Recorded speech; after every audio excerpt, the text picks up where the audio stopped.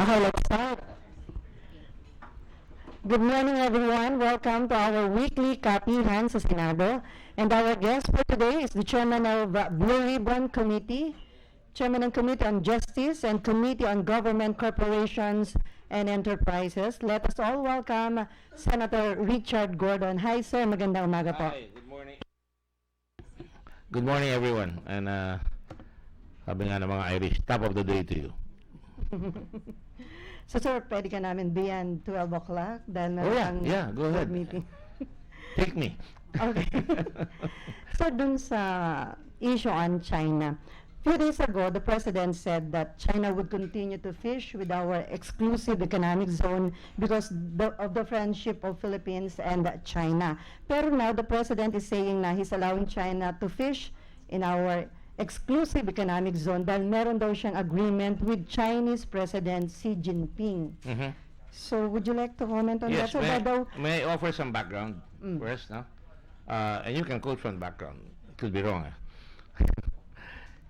In the first place, our problems with China started because we are a weak country. We deliberately made ourselves weaker when we kicked the bases out. Up to that time, the Chinese could not go to Scarborough Shoals. All right? I know because my good friend and fraternity brother, Roquito Ablan, even planted the flag in Scarborough Shoals coming from Subic, no?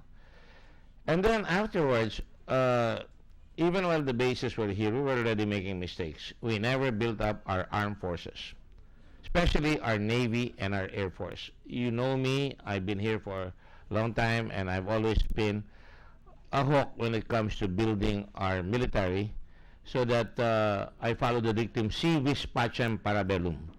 If you want peace, you have to prepare for war. And that is where we are right now. It was even exacerbated by the fact that when President Aquino was president, and I'm not taking sides here, I just want putting the record straight,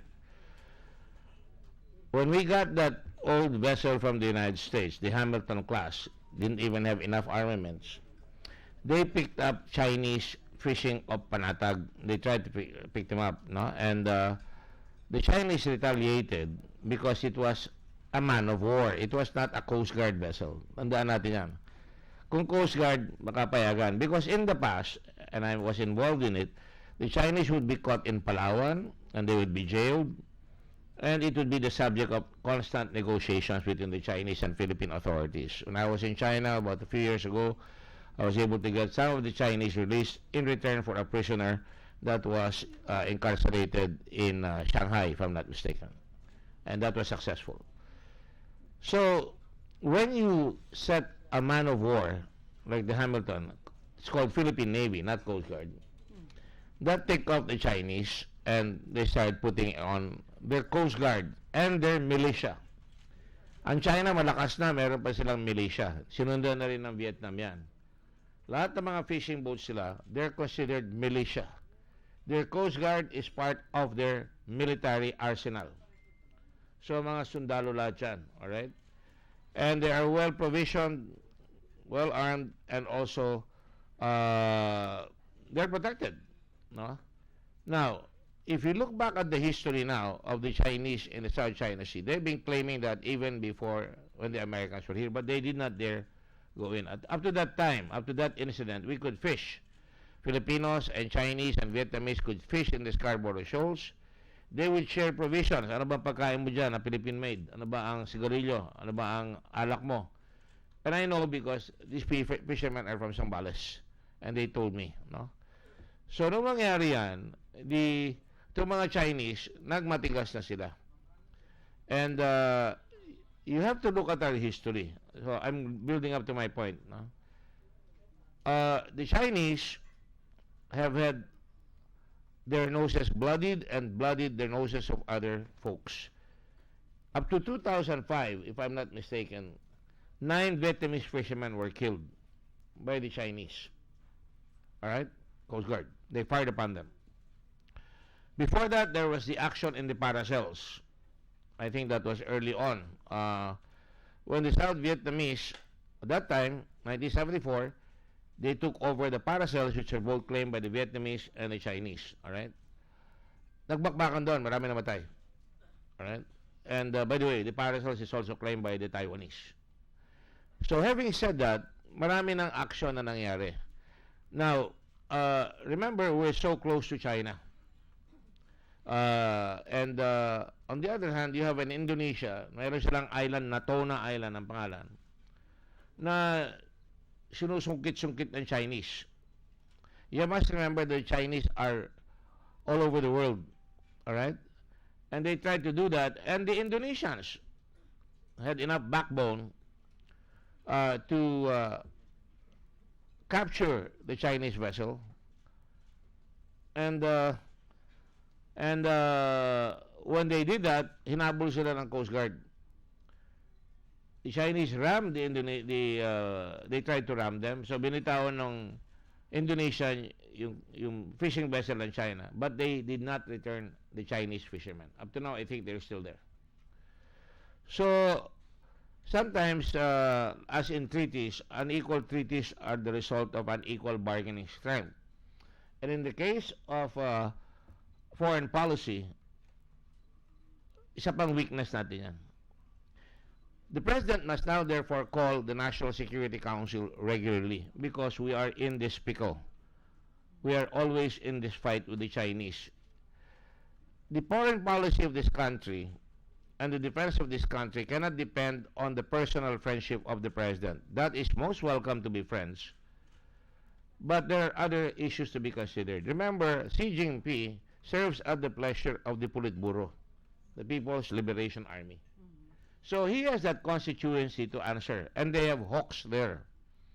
There are people who come from the history na sabi ng China never again will incidents like foreigners taking over Hong Kong during that Opium War, or for that matter, cantonment in China by the powers, the Russians, the Americans, the Japanese, the Germans, and the Russians. And that was in the 1900s. So talagang minudmud yung mukha ng China sa putik. So sa mga Chinese historians and Chinese policymakers, it would be anathema for them to show weakness. Now, nung lumakas na sila, thanks largely to Deng Xiaoping, ito naging history la. And if you look at all the histories of the world, and we should do that, we must strengthen our economy, our industry, and at the same time, strengthen the military. Because we cannot enforce ourselves upon these bigger nations. I'll give you some examples. Indonesia is one example. Nilabanan nila. Alright? The Vietnamese also fought against the Chinese. Tayo, wala pa tayong skirmishes. Now, can I ask you a question, a simple question, a rhetorical question? Kung may napatay doon na Pilipino, gulo yan. So, magkakagulo tayo rito, mag-away-away tayo rito. And we are notorious for speaking with, like at the Tower of Babel. Everybody and his uncle are talking. You notice all my statements are guarded. I even asked sila Piñol, sila Cusi to stop talking. And even the President, you will notice I said, do not paint yourself into a corner. Because if you keep talking, once you start negotiating, yung position mo tumigas na. Hindi ka na makaka-atras without losing face. I hope I'm being very clear. Mm-hmm. So, now, there's another point before I accept questions. The other point, and I'm calling on the country to start defending not just Scarborough Shoals, not just our claims, but we better tighten up on our immigration. Right? Our immigration allows Chinese in wild abandon, some coming in as tourists, and I don't mind that. I was Secretary of Tourism. I tried to get the Chinese to come here. But we have to tighten up. At that time, sabi ko, papasok kayo dito, kukuha namin yung passport niyo, may group kayo, makakapasok kayo. Ngayon, everybody is now working. My children have an apartment and Chinese are renting it. And it is created distortions in the rental. All over Makati, Pasay, Parañaque, and even close here near MOA. But more importantly, you will recall, and history is always the best teacher. Kaya kailangan natin yan sa DFA. sabihan ang Pangulo. Sandali lang. Halimbawa, nagkagulo tayo. Sabi ko kung nag-riot tayo dahil na may namatay sa atin doon sa Recto Bank. Nanakit tayo. Yung mga Germans nung araw, pumasok sila sa Sudetenland before World War II. Sabi nila, may mga German citizens kami dyan, inaapi. Pinasok nila yan. Alsace-Lorraine, pinasok nila yan. That was the march of Hitler in World War II. And they even marched to neutral Luxembourg and Belgium. And the fact that these were weak countries, they were even neutral, hindi pinapansin. In war, there is a realistic situation. Kailangan kung kakasa ka, maghanda ka. Sabi nga, civis pacem para bellum. Now, ang sinasabi lang ni Presidente na ayoko, we cannot go to war with China. That's obvious, Mr. President. But have a little backbone. The Philippines must have a backbone. I'm not talking about the President. I'm talking about the Philippines. We're all at fault here. Congress is at fault. We must make sure that we prioritize. If we really have claims, we must prioritize our Navy. Inuunan muna natin ang sweldo, which is fine with me. Pero dapat, binigyan mo ng aeroplano. In fact, the 1918 survey, pinag-research ko, wala pa nakalagay doon na jets because ang jets natin, trainer jets from Korea. Wala nakalagay na C-130 because ang ating C-130 ay tatlo ata, dati isa lang.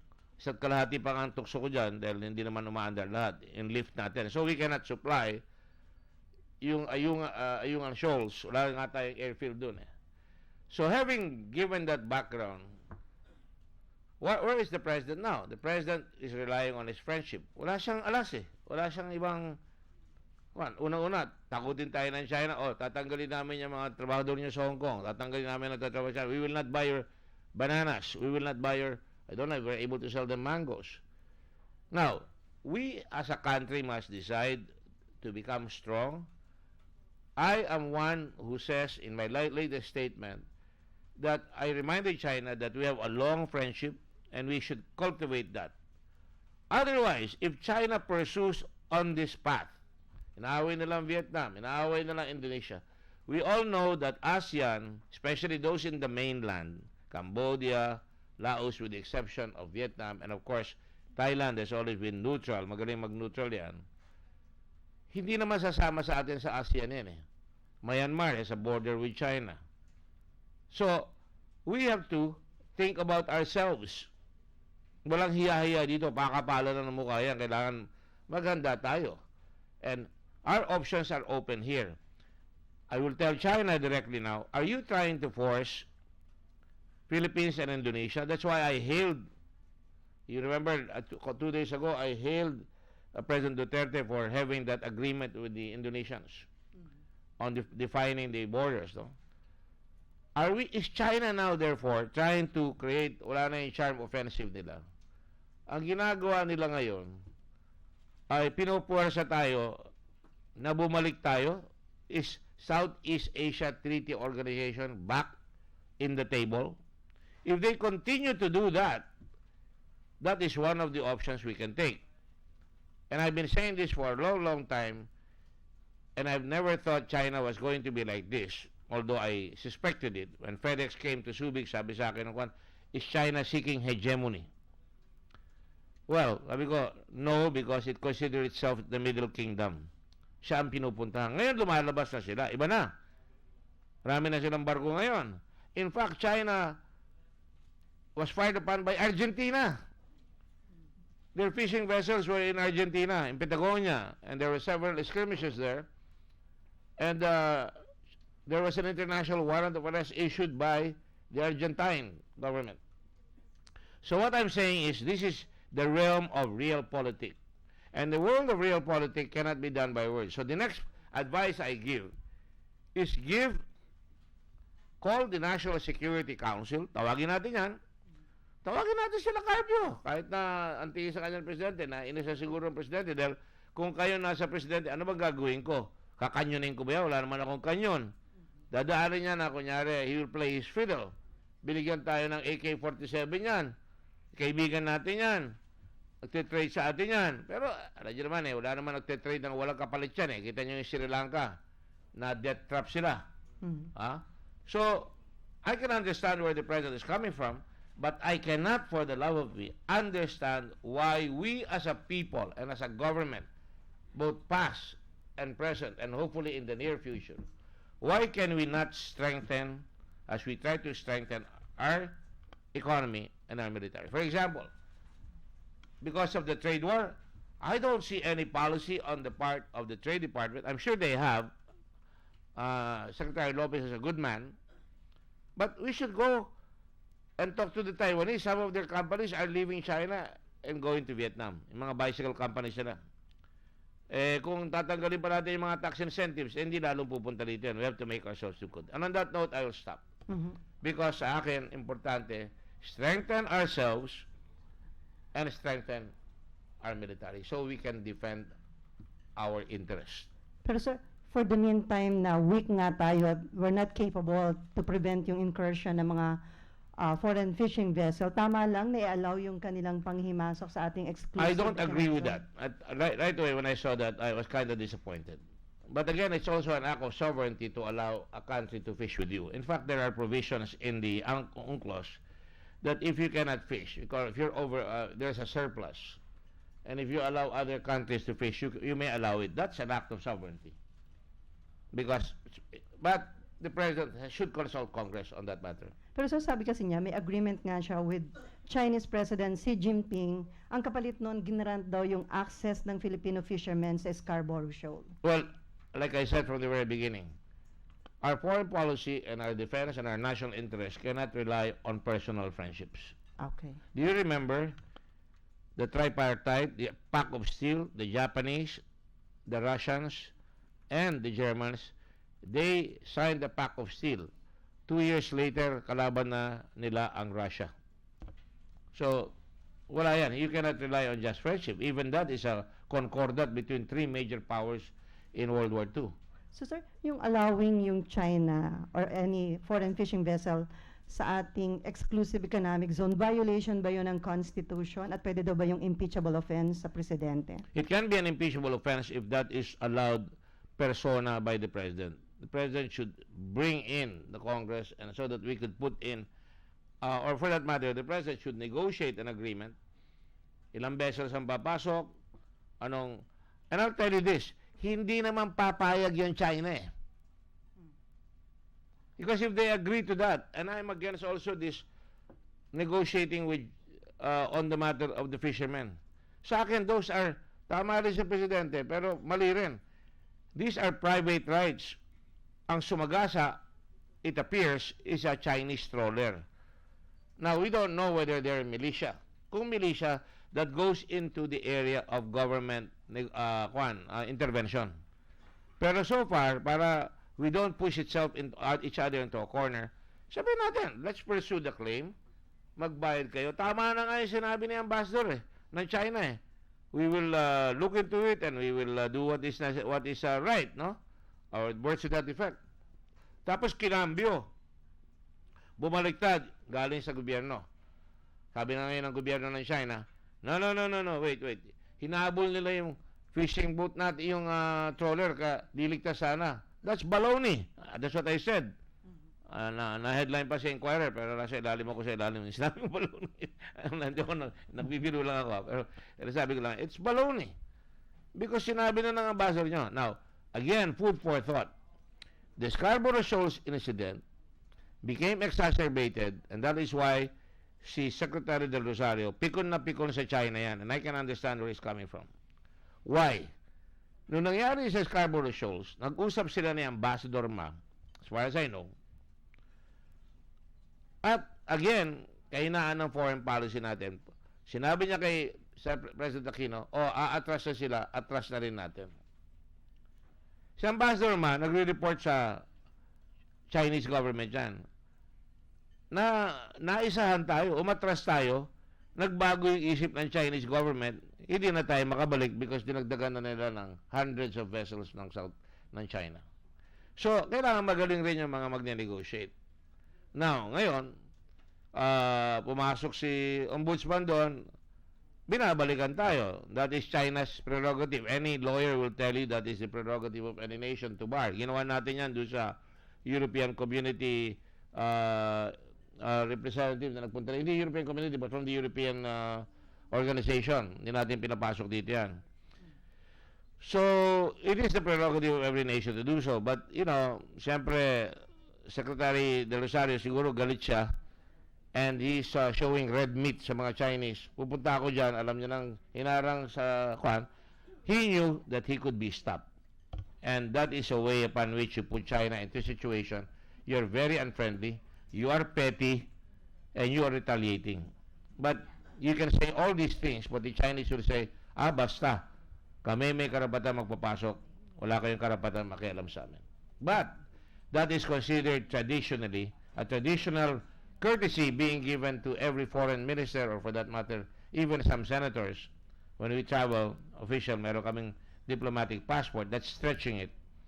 But for the case of Secretary De Rosario, former Secretary of Foreign Affairs, dapat yun lang, the fact that he's a former secretary, that they have dealt with him before, they should have stepped backward and allowed him. Because ano ba mawawala sa kanila? Ano ba mawawala sa China kung bayaran nyo yung mga fishermen? Napakaliit lang. Yun ang ako naiinis. Nangangaya talaga. I say to the ambassador, tell your countrymen to start treating the whole country with respect. And I say to the president, we will have less respect from these people if we get bending backwards and they will think we don't have spine. I'm sorry, I have to be very frank. Okay, before Macon and Xie, so the president said that yung sinking of Filipino fishing vessel was not intentional, na sideswipe lang. Doesn't matter. Premature ba yun, considering may conclusion? Well, that's why I didn't want him to talk. Pero nagsasalita lahat. Dala niya siguro sila, sabihin siya ng China, i-diffuse na natin to, sabihin mo, ganyan na lang, sabihin mo sa mga tao mo, nagkamali naman to si Piñol. Pumunta doon, at ayoko, nagbigay pa ng relief, or gift, ang tawag ko, gift Nahihiya ako dun sabihin na gano'n Bibigyan ko na lang dignity yung mga tao natin. We could have done that quietly. We could have shown that we're backing them up. Bakit natin isusunod yung ating policy na para tayong kinakaya-kaya? Pero so the mere fact na mag-i-investigate pa, dapat wala munang ganong conclusion. Wala dapat. Dapat ang investigation natin, tayo lang, hindi sila. And then that will be the basis for filing a case against these people. They are in our waters. We can file a case against them. Of course, sometimes it will be a Pyrrhic victory, but nonetheless, talo naman ang China dyan Di ba sabi ko, bakit ba natin sinasabi pa intentional or accidental? That's fine with me. Wala ka naman proof. What I have proof on, incontrovertible proof, from the very beginning, I said, you abandoned. Even in war, you cannot abandon the warring nation's troops when they're in the water. You have to pick them up. That's a crime against humanity. Okay, Macon, and then Xie. Macon?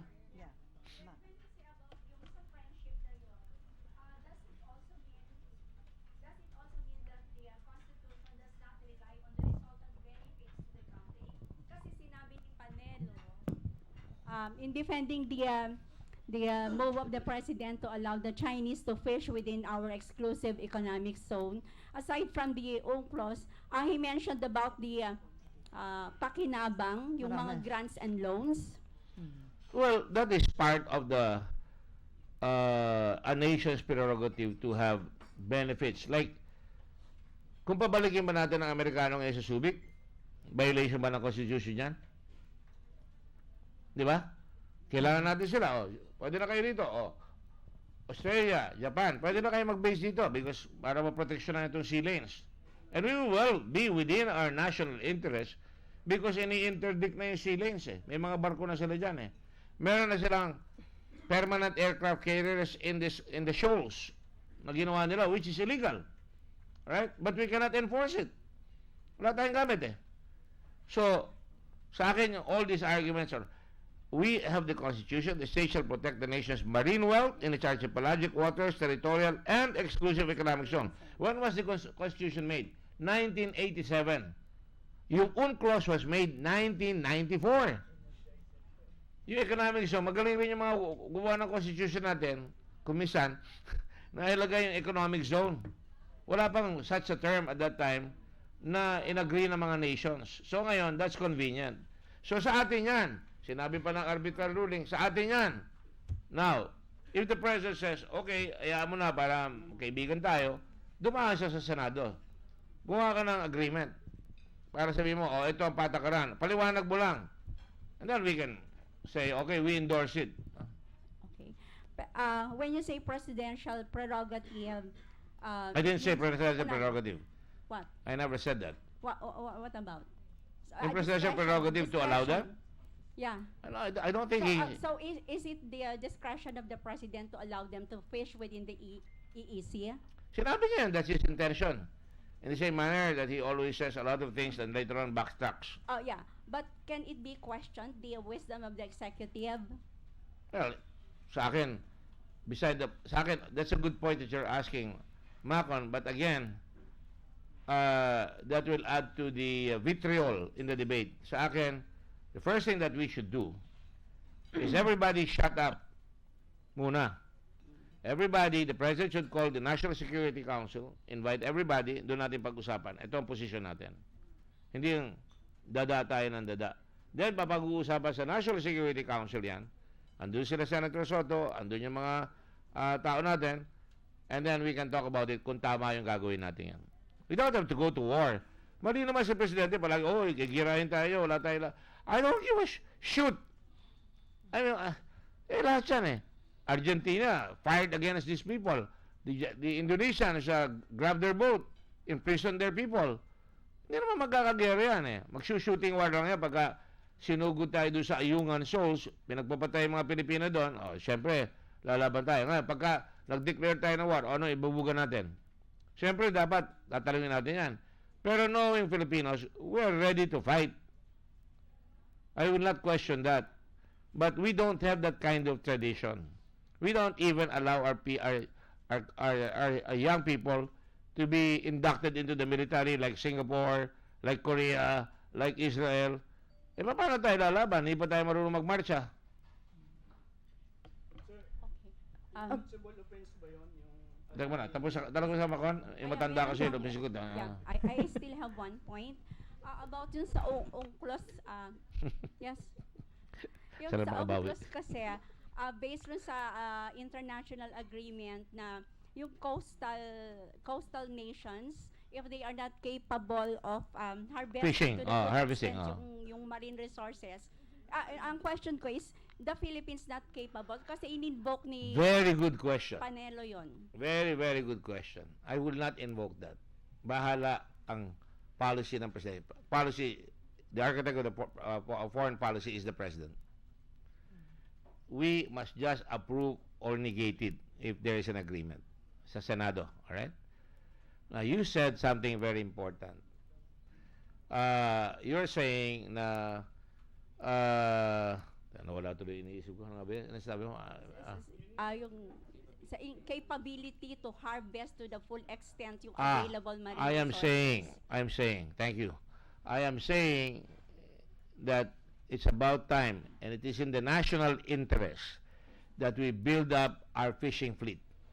Outriggers, pupunta ron. Walang GPS, walang radar. Paano naman kung nakalaban-laban yan? Wala pang Coast Guard na malapit doon.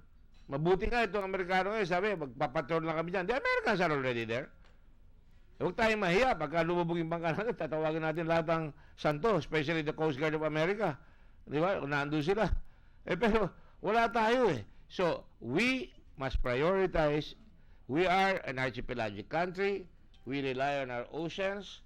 We can either go into aquatic culture kung ayaw mo maglagay. Dagdagan mo yung aquatic culture natin or gawin mong steel hull. By the way, the Vietnamese have spent $400 million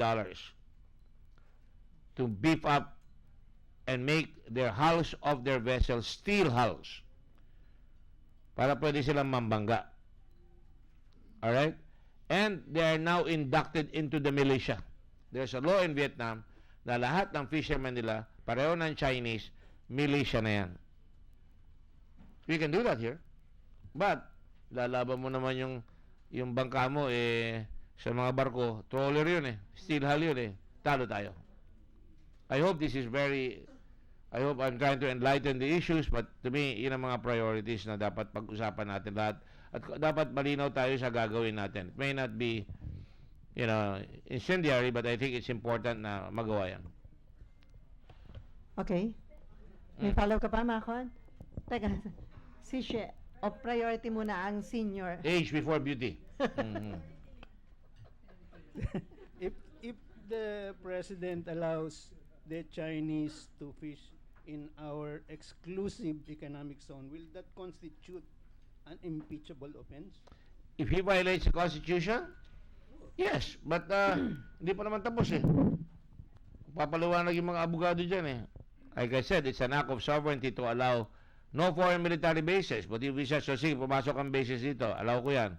Ni-ratify, hindi violation ng Constitution yan. It's an act of sovereignty to allow somebody to fish in your exclusive economic zone. That's my humble view. So, impeachable, sir? Impeachable kung siya lang. Pinayagan mo? Personal. Oo. Paano mo naman gagawin yan eh? Dapat konsultahin mo naman kami. Dapat may international agreement. So, before he allows the Chinese to fish in our EEZ, he should seek You know why it's Congress, Why? Oh, yes, definitely. I believe so. Especially in the matter of how weak we are. Dapat alam natin. And I'll tell you why. Inalaw ngayon. Pumasok ngayon. Militia na yung pumapasok dyan. That's violating our territory na. So, the mere fact na sinabi ng Presidente na meron siyang agreement with Xi Jinping. So, That's personal. so questionable yun. Oh, He should go to Congress. yeah, I think he should. Yan, okay. Ganyan ang ginawa nila ni Ma eh. Ambassador Ma and Secretary Del Rosario had a discussion, right? Sabi niya, balis na tayo dahil sabi ni Ma, okay na. Hindi niya alam, si Ma, at hindi niya rin alam, sorry I have to say this, to si Pinoy was allowing Senator Trillanes to negotiate in private, back channeling. So, humina ang posisyon natin. Every time we do something, dapat coordinated. Hindi pwedeng, kinakausap natin ito, may papasok sa kabila. Hindi ba, na-atake pa sa kwan si Brady, hindi niya na alam kung anong gagawin niya. That's sad. That's poor judgment on the part of the former president. Sir, last na. If he proceeds without congressional concurrence, will that constitute an impeachable offense? Pwede. Okay. Sir, going back doon sa sinabi ni Panelo na napakarami natin pakinabang sa But, China. excuse me na, let me just go na. Bakit pa natin pinag-uusapan impeachment ng presidente? Ang issue dyan dapat singilin muna natin yung mga Chinese. Dapat palakasin natin yung military natin. Dapat palakasin natin ang negosyo natin. Bakit mo pag-uusapan yung kung ano-anong impeachment? Pagtatawanan tayo ng mga yan It's a classic divide and rule. And the principle here is he has the power, the weapons, the ships, they control. Di ba? How many times have you seen yung Amerikano ba? Nung nag-away yung South Vietnam, alay nila yan, Vietnam War, kasagsagan yan. Pinasok ng Chinese yung paracels, humingi ng tulong ng South Vietnam. Hindi sila tinulungan ng Amerikano. Nakuha yung paracels. I repeat that, Namamatay ang Amerikano, pinaglalaban yung South Vietnam. Yung paracels, kinuha ng South Vietnam, inassert nila, 1974. Aba, tulungan niyo kami, sabi ng Amerikano. No! Katulad din itong Cuba, naglagay sila ng missiles. Sabi ni Kennedy, pag hindi mo inalis yan, babanatan kita. The missiles of October, pati sa Russia, we will go to war. Atras sila. So, kailangan talaga may gamit ka. Wala kang gamit, makipag-alliance ka. Kung wala kami kapag-alliance, ito sabihin ko, I didn't want to say this, but if we do not talk in together as one, it will all be our fault because we're allowing the President Kumisan, meron siyang moral ascendancy sa atin, napakalakas ang posisyon ng Presidente sa Pilipinas, popular siya. If we allow that to happen, then we're leading to becoming a vassal state of China. They have divided us. I don't want to be a vassal of China. let us talk as one. Let us prioritize our conversation. Let us not call each other names. It is uncalled for to call Justice Carpio. Magkababayan naman sila. Maybe they have personal knowledge, but hindi porque classmates ko si Justice Carpio, I don't think he's stupid. I'm sorry, Mr. President. Besides, I think he's a member of the Supreme Court. So I think it would be nice if we can diffuse all the situation and call everybody in. And let's talk. Hindi yung papainitin natin. And let's not put our discussion on the media because we're telegraphing our punches. So, going back doon sa sinabi ni Secretary Panelo na sa dami ng ating pakinabang sa China, ano ba yung magbigay ng konti sa kanila? Pero si DFA Secretary Locsin Sal is a very good friend of mine. Sal spoke strongly in the beginning. Napansin niyo ba lahat? Secretary Lorenzana is a very good friend. They're all respected people. I respect them. Pero, pababa yung kanilang yung kanilang bellicosity, yung kanilang embrace, nawala. Unti-unting nagwala. Hanggang mamaya kaibigan natin yan. Teka muna. So sir, mas tama yung kay DFA Secretary Locsin. Sinabi niya, friendship, not material benefits, is the principal foundation Tumpak. of the Philippine external relation with other countries. Tumpak. That's the meaning. There's an African saying, the hand that gives is higher than the hand that receives. So are you disappointed sa ganung mga statement ng ilang mga cabinet? I'm only a senator. I'm not allowed to be disappointed. I'm just allowed to make my 2 cents worth. Okay, Xie. Sir, clarification lang. Yeah. When you said that the president should consult Congress, this is different from your suggestion for him to convene the NSC. No. He must immediately convene the National Security Council, and there's nothing wrong with that. In fact, even LEDAC should be convened all the time, regularly, para meron dialogue. Kasi kung di tayo nagda-dialogue, kanya-kanya yan, parang basketball team yan eh. Tanyo ang Toronto, nagta-time out at the proper time, di ba? Nakakagawa sila ng I hate to say it, war and sports have some similarities. Pag nahirapan ka, mag-invest ka. Bayad ka ng 200 million para kay Kawhi Leonard. No? Mamili tayo ng barko, mamili tayo ng aeroplano.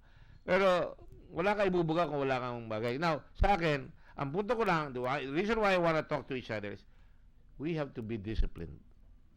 Nobody should be allowed to talk. Pwede yan. We're a free country. Pero do not just, especially mga cabinet, no business you.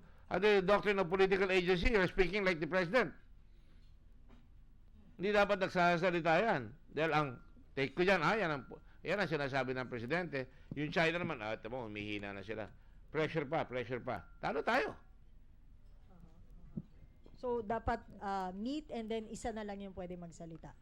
The Secretary of Foreign Affairs should be our spokesman. But the Secretary of Foreign Affairs is also issuing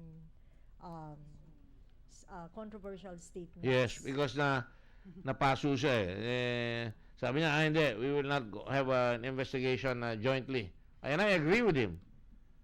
Eh, nung nakialam na, haven't you noticed na kuminsan pagka ginaganyan tayo, nawawala yung issue? That is deliberate. Pinapasyal tayo. Kaya, all of us, it behooves all of us, and I'm not telling media what to do. Eh, yung mga politiko ang nagsasalita, yung mga cabinet, yung mga nagsasalita sila, syempre, susulat nyo yan. Kaya dapat, may self-imposed discipline based on national interest. Yan ang hindi pa natin natutuhan because we don't have a very strong diplomatic history. We've never really had enough history. In fact, I was just talking with the Foreign Affairs the other day in my office in the Red Cross. Sabi ko sa kanila, nakakuha na tayo ng pera, paaralin nyo na yung mga Chinese speakers natin yan. Chinese history must be studied. Paaralin nyo na yung Arabic speakers natin. Wala tayo, napakahina natin. Wala na nga tayong military. Nagre-rely pa tayo sa interpreter na binabayaran natin na China. Ano ba naman yan? That is how woeful we are. It's a woeful condition, foreign policy, woeful condition sa ating military, it's a woeful condition yung attitude natin. The entire attitude towards the national interest sucks.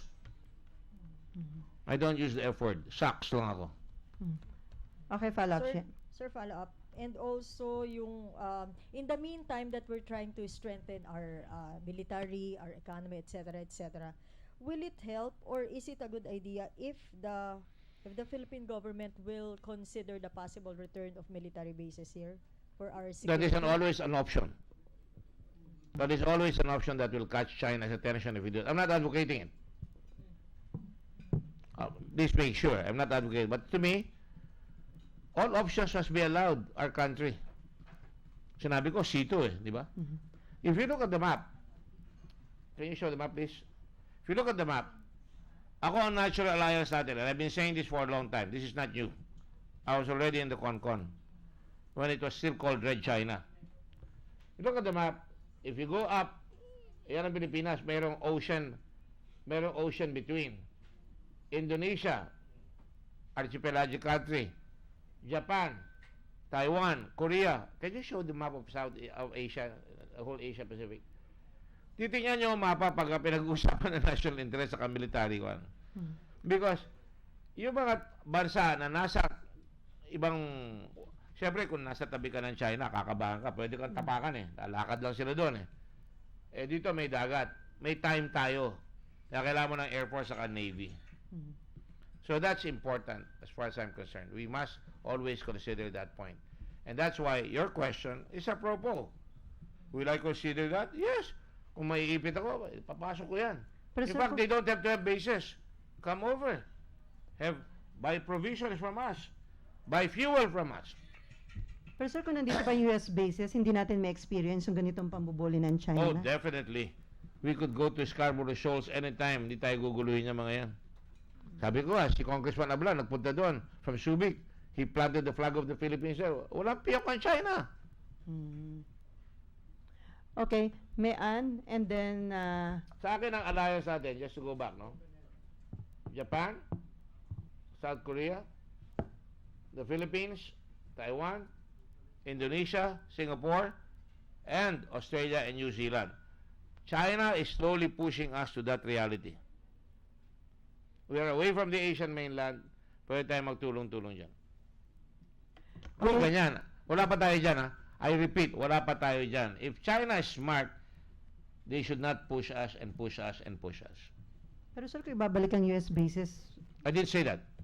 You were asking a question. I'm not pero yung advocating proseso it. ang dadaanan yan, di ba dapat may i-repeal and another treaty if i-amend yun if nasa that is constitution? is the case, sir. It is our prerogative to allow their ships to come in and refuel or repair or provision. They come here when there's a balikatan, di ba? Pero sir, somebody They are already in Subic. We have destroyers going in there. how possible, sir, yung return of the US military bases? I don't think the Somebody has American to offer. military wants bases anymore. They don't want bases anymore. They're easy targets. You have to have mobile targets. Yung mga ICBMs nasa kwan, talagang sinisemento yan. Alam na kagad ng Russia kung saan titirahin yan. Pero hindi na ngayon. Kaya they move it. They have mobile launcher. Even the ships now of the world are stealth ships. The littoral vessels that can go near China, near Vietnam, near all these countries na hindi mamamalayan, and they can fire missiles from there. We have to follow all these modern techniques, no? And we should be able to afford the kind of equipment that we can afford and have good alliances so we can be protected. You cannot have your cake and eat it too. There's got to be a give. In the same manner that President Duterte is saying, kaibigan ko China, binibigyan tayo ng AK-47 yan, binibigyan tayo ng trade yan, pinapahiram tayo ng pera. Hindi yun Ano ba ang national interest? That is why must be very clear to us. Ano ba ang national interest natin? Have we taken a pivot na pro-China tayo? Kung tayo ba kinakaibigan tayo ng China? This is my question now. Papayagan ba tayo ng China ma-fish dun sa kanilang exclusive economic zone? Hindi nga tayo pinapayagan sa panatag Papayagan ba nila tayo pumasok, mangisda doon? Huhulihin tayo yan. Dami nilang barko. Babanggain tayo. It's a ramming country. They ram Japanese vessels in the Senkaku. Yung ina-claim nila doon. They ram Indonesian vessels. They ram Vietnamese vessels. They ram our vessels. This is not the first time this has happened. May track record na. May track record na. Ilang beses na tayo niraram yan. Mabuti nga wala na mamatay. Woe to China if somebody dies because the the situation will drastically change, I think. Sir, sa ano lang, kung tayo, halimbawa, kung talagang on our own, i-modernize natin or i-equip natin yung bansa natin on our own, how long does it take? Years. The Japanese started modernizing their navy in 1808. Nakita nila, pinasok sila ni Commodore Perry. Steel hull, steam engine, mabilis, wala nang layag. Can you imagine this? 1883. By 1905, the Japanese sunk the Russian fleet in the Battle of Tsushima. So, not in our lifetime? No, kaya yan kung gusto natin. Kung gusto natin, kaya. Doon 30 years yan eh. Ano ba, 1883 to 1905. Ayan o, 1863 plan, to 1905. Ilang years yan? Almost 40. 42 years.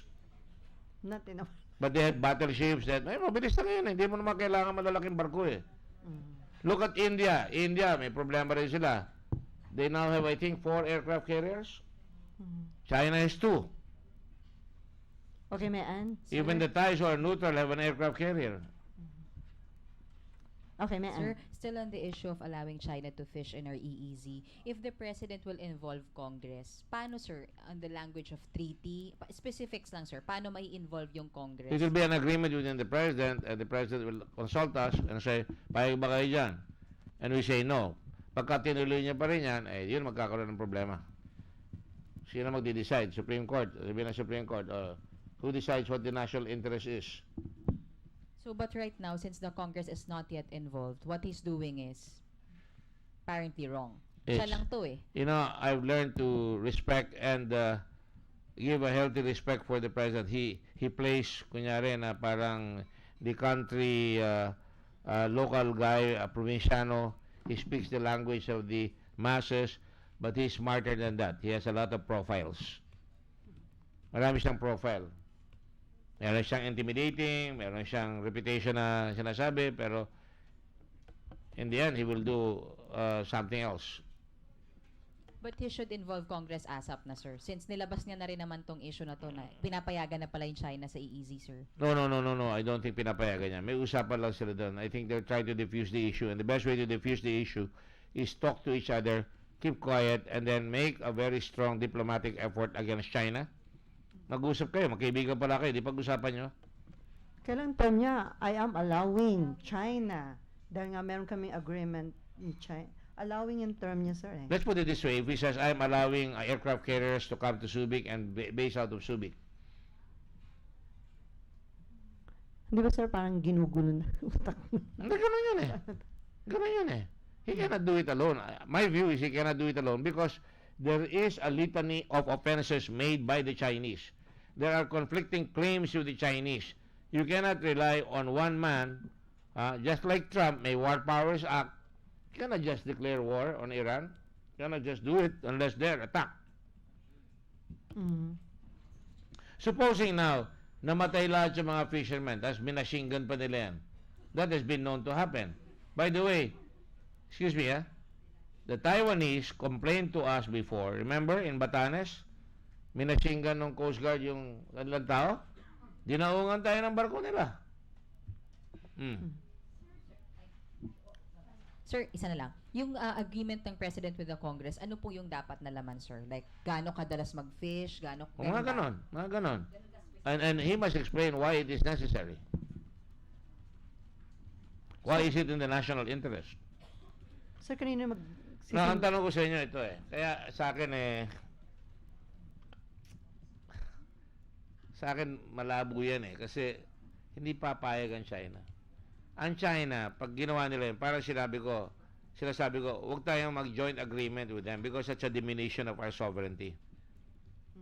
Di ba? Tayo ang gagawa niyan. Pag hindi papayag ang China, because China insists on their 9-dash line. 11-dash line na nga ngayon. Hindi papayag yan. So, tali yung kamay natin, sir? Wala na. Tali talaga. I think, at katulad ng sinabi ko, the President, I think, knows that. He's just trying to mollify. Iba yung mollify sa mollycoddle. I don't think the President will mollycoddle. I think he is mollifying. Because wala siyang kwan eh. What cards is he playing with? Oh, sabihin ko, umalis kayo dyan. Sabihin ng Chinese, make me. I will send the RPS Gregorio del Pilar and I mean, we have to do that. So, Yun ang iniisip ko palagi. Ayoko sasabihin sa akin, kaya mo ba? Gawin mo. Gawin mo. Now, I'm not saying just because of that, hindi na tayo angal, wala na tayong backbone. Lalabanan pa rin natin. There are many avenues, international community, international diplomacy, alliances with other countries, allowing other bottoms to come to our country. Kailangan yung response time. Pagka nag-allow ka ng barko sa Subic, o sa General Santos, or wherever it is, ang pakay mo, makakalapit yon. Kaya ka naglalagay ng base para makalapit ka kung may disaster, kung merong giyera doon. Di ba? Di ba, boss? Sabi ng China, ito mga ginagawa namin yan. This is a signaling area so that pagka there's somebody in distress, we can do that. But that's also a way of defending ourselves. okay, Jam, and then si Robert Mano, and then Macon again. Jam. Pagbalik lang doon sa issue nga ng allowing them to fish. You said the president can't do it alone. Pero parang ngayon na nga po yung nangyayari. Nandun nga yung Chinese vessel doon sa Recto Bank, which is part of our EEZ. So it's already Pati nga happening. Vietnamese nandun, di ba? Yes, sir. So, well, Chinese is already happening and the palace isn't... In the face of concerned about it. international law, atin yan. They can go pass by there, they cannot fish. When they start fishing, economic ang rights natin dyan eh. If they go fishing, they're violating our rights. So where will we go? Demanda na naman tayo. We can do that. Pero to enforce is another thing. So tama lang na meron tayong sovereign right pero wala tayong sovereignty dun sa ating EEC. Yun ang sinasabi ni President. We have sovereignty there. Because by law, panalo tayo eh. But ang sinasabi ko lang is paano mo i-implement yan? Papayag ba yung Amerikano? O paalisin nyo nga yung mga yan. Hindi naman papayag yung Amerikano na papaalisin yan eh. Di ba? Pero so sabi ni Presidente, no country has a sovereignty in his economic zone. I don't agree. Eh, ba't tayo nagdemanda? Pinapahina niya yung posisyon natin na the Philippines has got the exclusive rights. Sinasabi exclusive economic zone. Sa akin, parang sovereignty na rin yun eh. Exclusive economic zone ng Pilipinas yan. Okay, Robert, and then Macon. Wala namang masama. Sabihin mo, sige, pwede kayo, 3 barko lang. Eh, yung ang clam natin eh, kinukuha nila and then we clam up. Hindi tayo makakibo. Manunod na lang tayo. Lalaki ng giant clams, kinukuha sa atin. Hindi tayo makakibo. Yes, sir. Sir, Okay, Robert Mano from DCMM. regarding lang dun sa investigation, kasi ngayon maharap kasi yung mga fishermen. Yung first na pagharap nila, iba yung storya. Sumunod na humarap, iba yung storya. Ano lang po yung take ninyo dun sa proposal na instead of joint investigation, bumuo na lang ng independent body headed by a retired Supreme Court Justice para tingnan ito and make some recommendations regarding the incident? That's a good question. But I don't agree with that. I think, pwedeng gawin yun, no? But akin, we have the Coast Guard that can investigate that. And the Coast Guard must not follow what the President tells them. They must tell the truth. Sinabi na yan ni Impedrad eh. The vessel was rammed. Sinabi na rin ni Lorenzana, the vessel was rammed. Eh pagdating doon sa investigation sabihin na naman nila, ay hindi, actually nagmamangga kami ang bumangga. Actually magkukommit suicide yung mga Pilipino kaya ginawa yon. Excuse me. Gawin natin, may gobyerno tayo. The government should do it right away. That should have been the first thing that should have been done. I would have informed China right away. O nabangga yung, may aksidente. Sumaloob ko sa inyo, iniwanan nyo, imbestigahin namin yan. Tapos, private rights yan eh. Ngayon ko sinabi, ay, hindi ba nyo, tanongin ko nga kayo, hindi ba pagka iniwan yon, bakit nila iiwanan? Tatakbo sila sa Pilipino? Excuse me. Mga bangka lang yun eh. Now, ang tanong ko, ayaw nila iligtas because madidiscover na militia sila. Nakikita yung mga radio communications devices nila doon. At saan nila dadalhin yon? Tatawagan pa ang Navy. lalapit yung Navy at Coast Guard, bibigay nila. Ayaw nila yun. Mhm. That shows the bad faith that the Chinese government, their ambassador spoke, maganda na yung statement ng ambassador dito. Pagdating doon, sabi, inahabol daw sila ng mga Chinese fishermen. Buti lang, meron tayong batong bakal na nakita sa satellite na layo-layo ng mga vessels.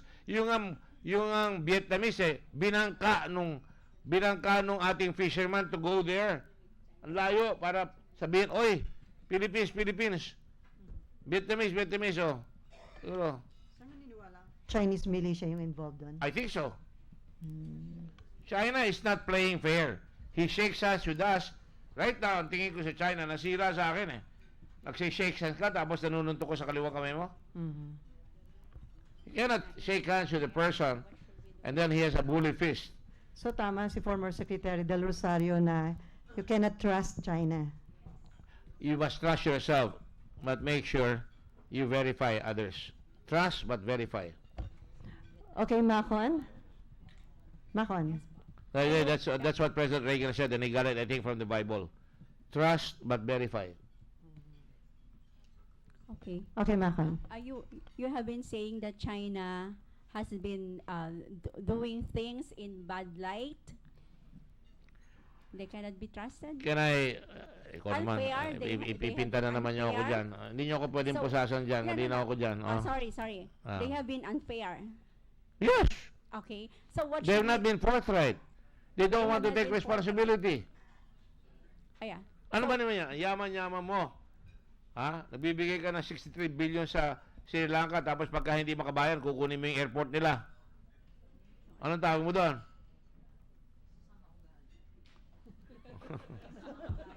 Anong tawag mo doon? Titignan mo yung record. Uy, huwag ka umutang dyan. Di ba yung sinasabi natin? Baka ma-death trap ka. Teka muna. Huwag ka pakipag-usap dyan. Pinagpapatay nila yung sa Vietnam, yung sa Vietnamese kung doon sa Paracels. Niram nila yung boat natin. About 1914 ba? 1915. Ang dami na lang. So, wala silang ginagawa eh.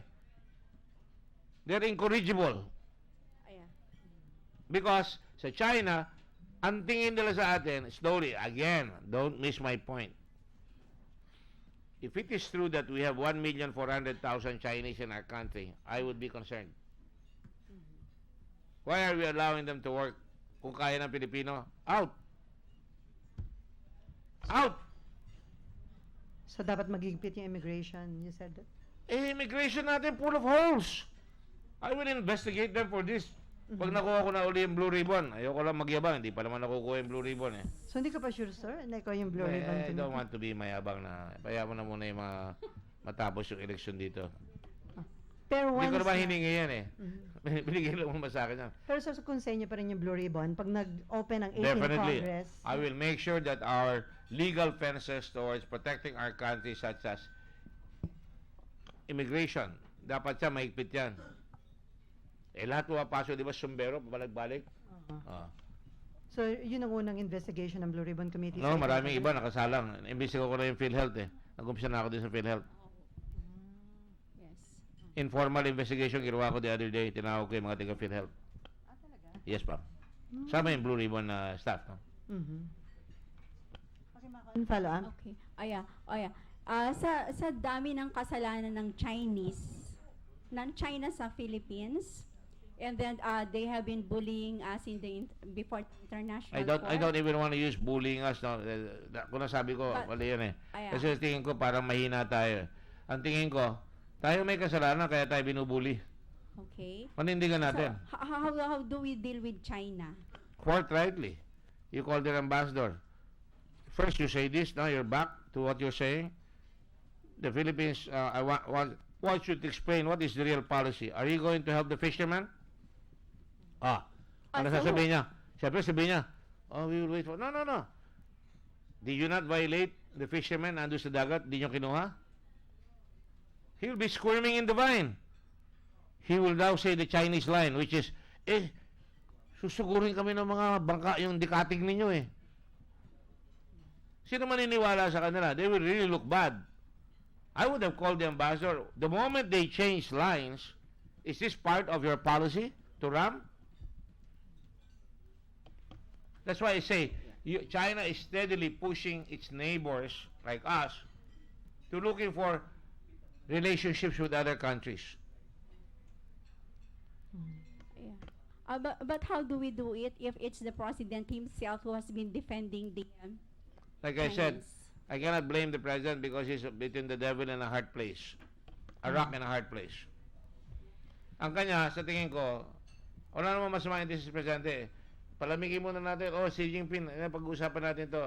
Kung ako nga yan, sabi ko, ako na ang bahala sa fisherman ko, pero idideklara ko, kayo, iniwanan nyo. Ano ba naman yung kailangan ko? Papagawa natin yung boat. Bigyan mo yung mga fish. Kumita na yung mga fishermen natin. Naawa nga ako sa kanila dahil pinaglalaroan. Bakit ganyan tayo? Pagka may lumubog, wala naman namatay, puntahan lahat, bigay ng bigay. Parang ginagamit natin pain yung mga tao. Tahimik na lang tayo, bigyan natin. I would have given. When the Marines were shot in the pursuit of the Red Cross hostages, remember? In 2009, I think it was. Nagbigay ang Red Cross, tahimik lang kami, 75,000 to the family of each Marine. Tahimik lang kami. But huwag mo namang presyohan yung, namamangka sila doon Yun tingin ko, nagmimaya culpa yung gobyerno, kaya yan siya binibigyan. Sorry, hindi namin kayo maproteksyonan Sorry, wala yung Coast Guard doon Sorry, kulang ang ating boton. So, bibigyan lang namin kayo. Dating naman ngayon dating si Piñol, binigyan ng bangka, binigyan ko Tapos dumating ngayon si Vice President. Tapos dumating ngayon si Del Rosario. I'm sure marami magbibigay dyan. Ano pa tayo? Para tayong, sasabihin na siya, bigyan mo na lang. Dapat from the very beginning, sinabi natin, you left them, and dapat tinawag na yung ambassador, ambassador, ayusin nyo na yan, lalaki yan Lalaki yung sunog na yan O di sabihin nyo, papalitan nyo yung bangka. Tapos. Sir, dun sa pagpasok na napakaraming Chinese, ano yung mga concern ninyo kung hindi yun mapigilan? Ano Remember magiging the possible- Japanese had Little Tokyo and Davao? The president should know this of all people. For World War II, the Japanese were in Davao. The Japanese population in Hawaii were giving signals to Pearl Harbor. That's why, unfair yun, I don't agree with it, kinoncentrate or may terms sila doon, nilagay nila yung mga Japanese sa desert at naglagay sila ng kampo. So, You have a fifth column kung sakasakali. I don't want China to have the excuse, sinaktan nyo yung mga Chinese yan, susugurin namin kayo. In the same manner, you've heard me say this before. Kidnap yung Abu Sayyaf, that's a failure of government, lalo na in the high seas. Ginawa na ng Malaysia, sinugod tayo nung araw. Pumasok sila sa Sulu. I would hate to see that. You see what I'm saying? Pwede tayo pasukin yan. so pwede na tayong invade ng... Mhm. Pero, Meron pa, Makon? Remember, the U.S. government sent the Marines in Tripoli from the halls of Montezuma to the shores of Tripoli when the Berber pirates were interdicting themselves on American shipping. Pinasok nila yan. That was way back. America is a tradition of being warlike. Every generation din. Hindi sila takot sa gera. Tayo takot sa gera Okay, mag-other issue na tayo. O meron Sorry, pa ba? ayusin ko lang yun. Hindi tayo takot sa gera. Ang tingin kagad natin, wala tayong kaya, which is wrong. We must teach our people that we must be ready to defend the state. Nasa Constitution rin yan. Okay na, Makon? other issue. Yan ba? Go ahead. You wanna exhaust this, we can exhaust it. Water crisis. Do you think it's time for the government to look for alternative supply of I've been saying that. water? Open Wawa Dam. Bakit ba dami nakikialam? Kailangan natin ng tubig kaya ba natin mag-desalination? Go ahead. Saudi Arabia has desalination. That is very, very difficult. You know that the Red Cross provided water for PGH a few days ago. Kaya ako maraming water tankers We're also providing water in certain areas right now. So, kung preparado ka, meron kang Wawa Dam, maybe we should start looking at Laguna de Bay. Hindi pa nagsisimula, gulo na kagad Ang laki-laki ng water source ng Laguna de Bay. Dilinisin natin. Makakagastos tayo malaki. Pwede pang gawin tourism destination yan. Alisin nyo lahat yung dumi dyan. O, di may tubig tayo. Pwede o dipindi? Okay, yung taga Channel 4 yata may tanong. Sino? Hi, sir. Good afternoon. Ay, good morning. Eunice Samonte, PT. Sir, still... Melissa? Eunice Eunice. Samonte from Eunice. PTV4 po. Yan, oh yeah, okay. Ah, Yes. sir, good morning. Good morning. Regarding China pa rin, no? So, parang dalawang bata na naglalaban dun sa isang laruan. Yung isa bully, yung isa sa kanya yung laruan. And in this case, tayo yon sa atin yung may-ari ng laruan na yun. How can we establish, sir, na sa atin yon? So, ipapahiram muna natin sa China while nagmo-modernize tayo ng ating AFP. We have all options. Hindi naman natin papahiram dahil kailangan natin pahiram eh. Hindi natin kailangan pahiram. Pero, sa akin, diminution ng sovereignty yan pagka you start letting everybody go in and fish. Kaya dapat, every time somebody goes in, we have to assert it, file the necessary complaints with the diplomatic channels. And, you know, we can easily buy ships for the Coast Guard. Pwede naman tayo bumili ng bottom sa Coast Guard, ah. Okay na? Okay. Sir, other issue. Previously, the President warned of a crackdown dun sa wetting. Pero right now, the President is saying, hayaan na muna yung operation ng wetting kasi lesser evil yan daw compared sa illegal drugs. And at the same time, wala pa daw kasing replacement o pamalit dun sa wetting. So, hayaan na lang daw dahil baka ma-involve lang sa illegal drugs yung mga mawawalan ng trabaho. You know what? That's what I said a long time ago. If you go against wetting, I told Secretary Barbes at that time, marami binibigyan ng pulis dyan. Marami ng mayor binibigyan dyan. Pag nawala yan, baka yung pulis makisangkot na sa drugs. Nasanay na sila doon sa lifestyle eh. Nung araw, nung mayor ako ng Olongapo, sabi ko sa mga pulis, pagka magulo yung bayan, ibig sabihin may weteng, patitigilin ko kagad yan. Araw-araw, paparade ko yan. Pagka tahimik yung bayan, walang weteng. It's a legal fiction if you like. No? Sabi, hindi mo naman tinututukan yung taong tumaya sa weteng. Yun lang naman kaya. We're addicted to hope eh. And yung addiction ng drugs is addiction because of despair. Tayo addicted to hope. Umaasa tayo, mananalo tayo sa loto, mananalo tayo sa weteng. Because we have to school ourselves and the hard way is always the best way. Yung pinaghirapan, mahirap itaya. So, sa akin, panahon pa ni Rizal, tumaya na yan sa numbers racket eh. Sa Dapitan, napagawa niya yung kanyang clinic, nanalo sila, kasosyo pa niya yung kanyang jailer. So, That's sir, history. illegalize na lang yung wetting? Even if illegalize it eh, ginawa na nga yung loto eh.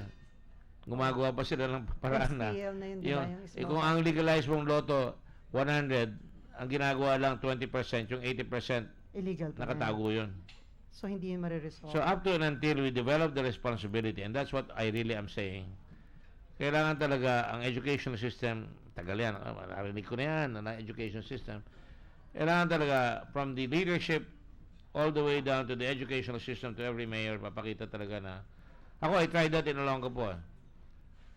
Aim high, mag-ambisyon kayo. Bawal ang tamad. Hindi tayo one tamad, magtrabaho tayo. Para makapagtrabaho, bawal ang tanga, mag-aaral kayo. Yeah. So, saan na admission of defeat na hindi kaya ngayon talagang i-resolve yung Pwede? wetting? Nahayaan na lang Sa muna, akin, ano, I'd like to think that there are bigger fish to fry.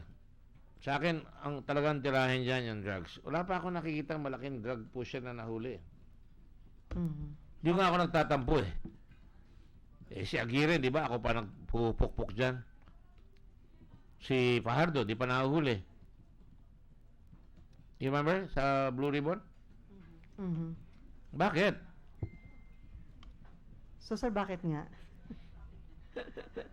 Maybe marami silang inaasikaso. Maybe maraming nangyayari. Halimbawa, ako, nasya-shock ako. Kahit na drug pusher yun, pupasukin mo sa ospital. That's a breakdown ng peace and order.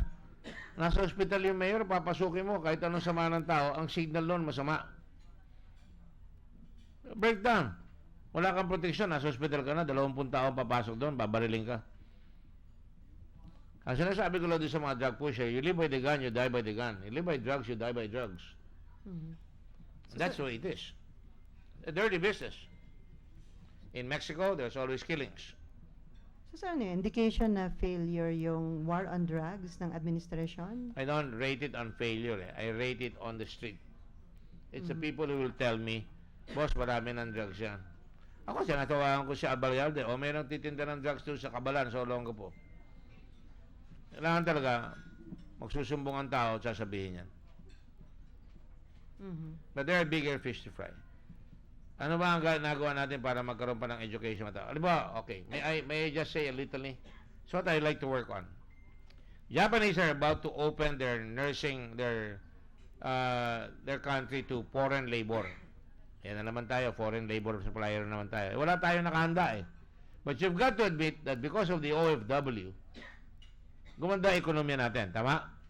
Because of that, nakakapag-aral yung mga bata ngayon, yung mga anak ng OFW, marami na ako nakikita na lumalaki sila. So that opens up opportunities. The Japanese can take our nurses. I've already instructed, for example, our people to college with certain hospitals. Magturo tayo ng nurses ng Hapon para makapasok sila sa Japan. Mhm. At saka culture ng Hapon. So, yun, marami tayong problema na dapat tupagin. Yan, tubig, isa na yan. Dapat talaga pinapursue yan. Kung di pinapursue, hot and cold, pag dumating ang bagong issue, wala na. So, itong China, dapat talaga, kung regular ang National Security Council may briefing, dapat, hindi mangyayari yan. Mhm. So yun yung kulang. Kulang yung dialogue between us. Mhm. Kulang yung disiplina that we have to talk as one voice. Yung nga sabi ni Kissinger, the trouble with us, the biggest problem with the foreign policy is that we keep talking differently. No? I'm just paraphrasing. No? And we have to talk as one. Sabi rin ni Kissinger, yung empire ng yung mga people who seek empire, they have no concept of international law or words to that effect. They just have their version of their own international law. Okay, Nimpa? Nimba. Oo. Wow, I'm following your diet, ha? Nagda-diet din si Sir. Sir, root word ng diet, die. Hmm. Sir, about Secretary Locsin, Yes. how would you assess his performance po as DFA Secretary? I'm calling the Vice President as boba. Hindi siya, sir, nagpa-press conference, sir, sa DFA. Instead, he issues statement via his Twitter account. Well, I don't approve. I think Teddy Boy Locsin is a very good friend of mine. I have to warn you about that. Transparency. He's always been like that. Yung bang may sinasabi siyang ganon. Siyempre, hindi ba yan ang kustumbre ngayon? Even Trump does that. It doesn't mean that we should do it. I think he's a diplomat. And I think the fact that he apologized immediately shows that he made a mistake. And that's important. But I think all the actions, all the pronouncements of Secretary Locsin, especially in the beginning, were correct. We will not have a joint probe. That's correct. Chinese must explain this. That's correct. Pero, alam mo, you're only a creature of the president. Kung sabihin ng presidente, you have to follow. And you cannot show a line different from the president. The important thing is discuss first with the president before you talk.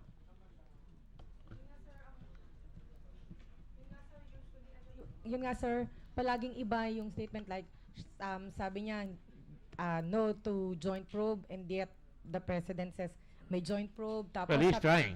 And sir, before that pa, sabi ni Secretary Locsin po, yung it was not an accident, actually sinagasaan. That's why meron po tayong complaints, sir, sa International Right. Maritime Oh, Organization. I said And that also. Sabi din ng presidente, aksidente. So, di ba, may problema doon. Talaga may problema. That's why I'm saying, in the case of foreign policy, pag sinabi natin sa foreign ang magsasalita lang ang Secretary of Foreign Affairs because he can be overruled. But if the President speaks, mahirap mong i-overrule yung Presidente. nabilad na yung position natin. So, sa akin, walang problema yon. What is worse to me is yung ginawa ng Presidente Aquino na while Secretary Del Rosario was making recommendations, there was another negotiations going on, which you cannot do. That is really weakness par excellence, if you will call it. And sir, paano kaya magkakaroon ng isang boses ang government? Kasi sir, si Secretary Lorenzana din is saying another thing, di ba? Iba din yung kay Secretary. No, Secretary Lozano was right from the very beginning. And I'm saying the President is wrong. Yun nga sir, di ba? Iba-iba yung statement, iba yung kay Secretary Cusi, Piñol, No, but I Lorenzana. also said that the President is wrong because he has too little options eh. We are all smart people here. Ano ba ang options ng Presidente? Sa kanya, he's trying to, sa akin ha, I'm just interpreting and I could be wrong. Sabi niya, wala naman tayo bubugi dyan. Makipag-yera ba tayo dyan? Wala tayong laban dyan. To me, that sounds defeatist, but to him, it's his way of telling everybody, shut up, we'll work it out. Ngayon, sinasabi niya, nasa sa China yan kung gusto nila mag-joint investigation because I think na-realize na, hindi pwede yun. So, isa na lang. So, sir, di ba, dapat may lesson learned dito. Like, siguro kung paano magkakaroon ng isang boses lang or isang stand lang ang government instead of several cabinet members saying different things, di ba? Remember, Saying different Secretary things, Locsin said, actually. I am the only spokesman here. I spoke with Secretary Majil Dia, and this is the position I've taken. He's only appointed by the President. He can be removed at any time. I don't want to see him removed right now. And I want him to do what he has to do. Act like the Foreign Affairs Secretary. Pero sir, The President should also learn to back out. That's the job of Panelo. President should stop making statements. At the moment, I'm not saying he should not speak. Very clear, huh? But I think the President could have instructed Locsin, go to China or call the Chinese ambassador. I would not call him to go to China. Call the Chinese ambassador. Tayo mo na, ano ba yung ibig mo sabihin na sinabi mo will act fairly? What is the exact statement of the ambassador? Yung unang-una? Maganda yung unang statement eh. ng Chinese. If this thing happened, we will investigate. Tama na yun eh. Dapat kinawag na kagad siya. Gusto tayo, let's have lunch. Para hindi na kailangan mapapahiya. Pero sir, appropriate ba yung name calling? Si Locsin tinawag na boba ang Vice President. Si Presidente tinawag naman yung stupid at buwang si Senior Associate Justice. I remember when I was still in law school and the cultural center was an issue. Appropriate ba yun, sabi ni Benigno Aquino sa headline Aquino hits Imelda Center.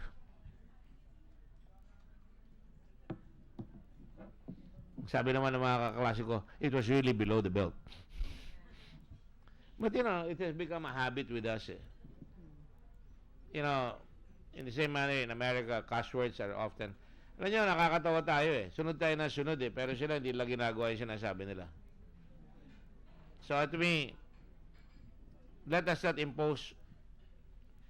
I think what is lacking in the Philippines right now is a notion of acceptable mode of behavior. Wala na tayong acceptable mode of behavior. Wala na tayong modo, in other words. Even for Trump. It's happening everywhere. That Okay. doesn't make it right. Share? Other issue? Share. Okay. Sir, yung na-mention nyo kanina yung sa PhilHealth Yes. and you met with the PhilHealth executives. Can you just elaborate? Well, what I'm getting there is that yung sa wellness.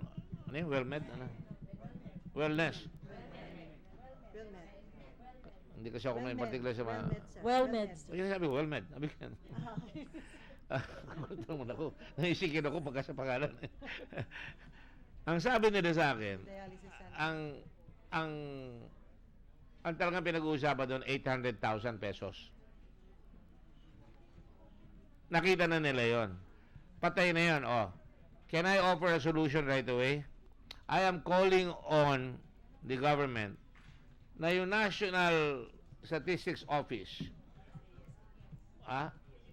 PSO, whatever it is, PSA ko yun sa prostate, di ba? Philippine Statistics Agency. Dapat, pag may namatay, di ba dapat computerized na yan na pag may namatay, bato ka agad sa veterans, bato ka agad dito sa PhilHealth? Because babayad sila eh. So, hindi nahahabol. So, yun ang sinasabi ko. Nagbayad sila sa mga patay. Fool me once, shame on you. Fool me twice, shame on me. Kung paulit-ulit yun, may tao sa loob na dapat managot. The other thing about PhilHealth na sinasabi nila, meron raw mafia inside the PhilHealth. Na pag lilinisin nila yung PhilHealth, lahat yan, di ba kayo nagkataka? And I tend to agree with that. Ilang beses na tayo nagpalit ng PhilHealth? Di ba? Halos taon-taon nagpapalit tayo ng PhilHealth. Paano tayo matututo? So, kung mag-iimbestiga tayo once and for all, talagang bulat-lat na natin yan at alamin natin, may mafia ba talaga? Yan. So, sabi ko, isulat nyo lahat yan. I will look. Kung talaga may investigasyon na dapat gawin, I will investigate. So, ito preliminaries lang. Preliminary lang yan. So, kung may basis, pag nag-open ng 18th Congress, magkakanda. Sa akin, I don't agree na tinanggal ni Presidente lahat yung PhilHealth Board. Ang naggagawa, hindi naman yung board sa baba Mm-hmm. Sa loob yung Presidente, okay naman yung Presidente sa tingin ko. Kawawa naman si President Ray Ferrer, no? Roy Ferrer ba yun? Roy? Ha? Roy Ferrer. Biglo, tinanggal na lang kagad. Sa akin, mali yun. And then, baka magalit sa akin si Digong nito, pero sabihin ko lang, I mean, bilib naman ako sa military natin, pero ang swerte naman ng military natin, pinaaral natin sa PMA, sinusweldohan pa sila, naka-uniforme sila, pag-graduate nila, may sigurado silang trabaho. Pagtapos sila ng kanilang retirement, meron silang trabaho pa. Mm-hmm. And nagko-concern ako dyan na masyado ng maraming sundalo na na-appoint. Mm-hmm. I don't know what you think about it, but I think yung civilian authority over the military, lalo na dito sa atin, may pagka-clannish yung mga military, cliquish if you will. Mm-hmm. Nakakatakot dyan sa akin. I have no reason to support my fear, but sa akin, marami namang pwedeng tawagan. I realize that the president is coming from the province and he knows very few people, but I think there should be a search committee who will try to get the best of the best. Mm-hmm. Sir, bakit? Ano yung possible repercussion? Having so many soldiers. Kunyari, hindi mo pa alam yung repercussion. Cute ka talaga. I will not say anything to that effect lest I pour vitriol on the debate. But I think choice is good. Having a lot more various choices will be good. Mm-hmm. Pero sir, Hindi ko sinasabing mali yung ginagawa ng Presidente. Sinasabi ko lang, manguha naman tayo ng iba. Pero sir, si Secretary Duque ba dapat mag-resign o mag-leave of absence No. considering na may plunder case at saka Di ko lahat ng Pinlander, tanggal na lahat yan. I don't think so. Duque is doing as best a job as he can. He inherited a parcel of problems in Dengvaxia. Bakit yun talaga yun ako? Anong ginawa natin doon sa Dengvaxia mess? Illegal procurement yun. Yun ang plunder. Wala pa hanggang ngayon. Bakit yung sisisi kay Duque yan? Away nila yan dahil hindi nire-respeto ni Duque. Hindi naman talaga dapat gawin ng PAO na sila magsasabi caused by Dengvaxia. Even me. Wala naman akong ebidensya na sinabi ko it was caused by Dengvaxia until the science shows me that Dengvaxia caused it. I am in illegal procurement and foisting a drug that has not been adequately tested. Because the Secretary of Health, I'll make some principles, the Secretary of Health, the Department of Health is the guardian of our health. Kung magkamali yan, ano na naman yan? Di ba? Ganon rin yung PhilHealth. Dapat talaga inaayos natin yung mga yan because umaasa ang mga tao dyan sa PhilHealth. Yan gusto. And naimbestiga na yan dati, yung mga katarata, yung mga pneumonia. Alam nyo, one of the bills I will file is to create a special unit to investigate insurance fraud within PhilHealth. Dapat may special unit doon. Tinitingnan lang yan palagi kung merong fraud. Para mabilis. Para may ebidensya. Di ba? Wala yan eh. I-relay mo sa NBI. Busy yung NBI. Police, busy yan. Dapat may unit within PhilHealth, independent, na i-investigahin yung mga fraudulent claims. The FBI did that in America. Ang laki ng nakuha ng pera doon. Pakicheck nyo nga. I think about $3 billion ata ang nabawi sa insurance. So yun ang isa sa recommend niyo, sir? Yes, that's what. Sir, concentrated lang sa PhilHealth. Meron pang ibang agencies na apparently rigged din ng maraming cases. Philippine Example, veterans. Maraming sumusweldo na patay na. Kaya nga dapat sa SSS, GSIS, yun lang, gawin mo lang yung Philippine Statistics Authority. Dapat, dali-dali yan eh. Pag namatay, meron na kagad signal doon sa mga agencies na yan na nagbabayad ng mga retirement. Yung armed forces, meron rin yan. Grabe yan. Pero yan, nagbabayad tayo, tapos lulukoy lang tayo. Hirap-hirap naman yan, kawawa naman. Eh kung matino ba yan eh, bakit 2,600 lang i-cover ng PhilHealth sa dialysis? Dapat malaki na yan. Pero still, talagang you're in prison when you're being dialyzed. Yeah, the other bill that I'm going to introduce, reintroduce, is yung mandatory organ donor transplant. Voluntary organ donor transplant. Sir, clarification lang yung bill nyo will be dedicated lang in investigating possible fraud sa PhilHealth, PhilHealth. in other agencies. Meron na sila doon dapat. So all agencies. All agencies may insurance claims o yung mga dapat may special unit sila doon. Properly funded because yung nilalagay doon, mas malaki ang makukuha kung mawawala yung nakawan doon. Okay, any other question? Maan? No more? So sir, last na lang, ano yung expectation nyo sa fourth zona ni Presidente? Ano yung gusto nyo na marinig from the President? Yung sinabi ko, I will convoke the National Security Council regularly. I will have lead-ups where we can, let's make the three arms of government work with each other instead of calling each other names or whatever, no? Dapat we can have a use. Then once in a while, I think ito hindi naman kailangan zona ito, pero the Secretary of Foreign Affairs should immediately brief Congress about it.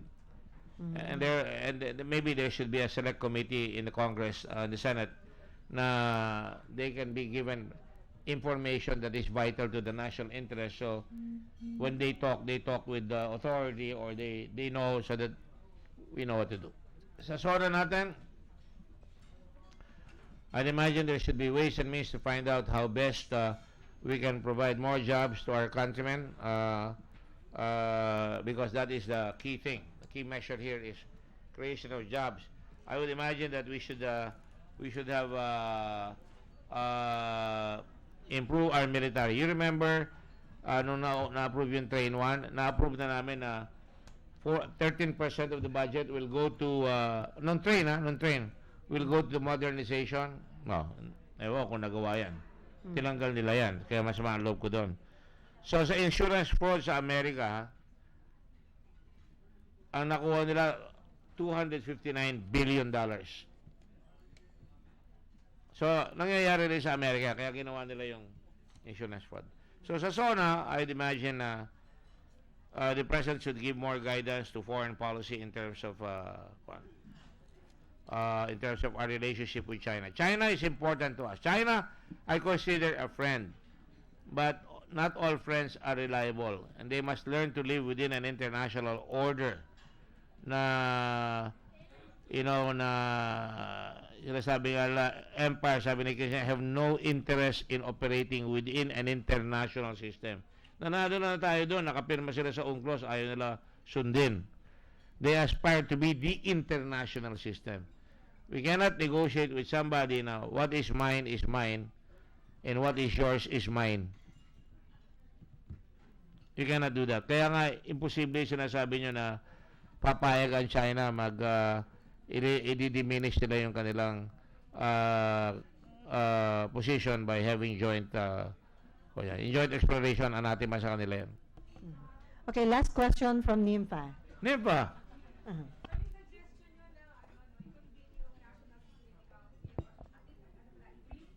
regularly. Sir, yung briefing, Brief ang Senate. yes sir, would you suggest na gawin niya yan as early as next week? Kasi after all, uupo na next week sir yung ano Yes. ba? Bagong Especially the new senators. Yeah. Dapat nabibrief na sila dyan. Ano ba ang mga special thrust ng foreign policy? Ano ba ang magiging reaction? So, Even the Defense Department should do that. So, kanino manggagaling yung initiative? Pwede ba silang magkusa? Or The Senate can call them. President? Magre-request ang Senate. Oh, the Senate can call them. Hindi dapat pala, sir, ang request, sir, is through Senate President Soto for him Yeah, to invite. I'm openly suggesting to Senator Soto that we call the Foreign Affairs Department as well as the Defense Department to give us an advance briefing on what is happening and regularly. Regularly. Kahit na select committee within the Senate. Nasabi niyo na kay SP Soto, sir? Nung ko pa sinabi yun eh. Anong response ni... Yeah, ginawa for a while, tapos wala ulit. So, basta inulit nyo lang, sir, yung suggestion kay SP Yeah, Soto I to said that invite about the maybe 2 years ago. secretaries. 2 years, Opo. yeah. Sir, how regular is regular? Well, regular when there are crises, dapat kaagad masabihan tayo para... kasi pag hindi nasasabihan, kung ano sasabihin eh, di ba? It wouldn't be a harm if you have a first review for the year. Actually, we should be doing that during the budget, but it wouldn't harm if they do it before the budget.